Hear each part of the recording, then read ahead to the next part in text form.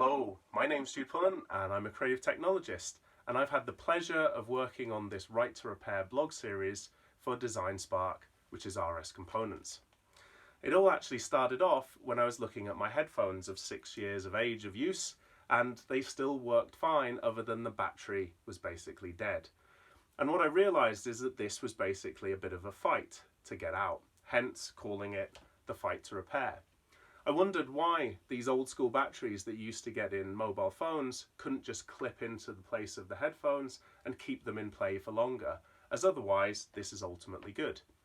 Now, as it turned out, I was managed to hack it and keep it in play and out of landfill, but the whole thing left me very affected and wondering why is it that, for example, in a lot of vapes that are so-called disposable or single use, you have a battery like this, which is still good for another 500 cycles or charges. This stuff really shouldn't end up in landfill, and indeed, I visited one of the UK's largest recycling plants for electronic waste. I also took a step back as a designer and looked at some of the things that I thought I knew well, and actually realised I didn't until I took them apart and tried to understand some of the thinking behind the engineering, but also the repairability.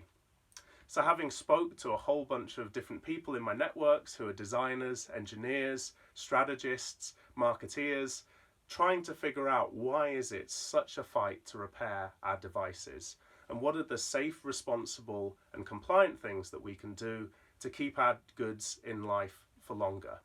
So I hope you join me on this journey. It's a little bit of a rabbit hole, but I have actually distilled this down to about 15 bullet points that hopefully you'd be able to apply to some of your designs to keep things in play and actually build a better user experience in general. So thanks again for watching, and I hope you enjoy the series. Bye.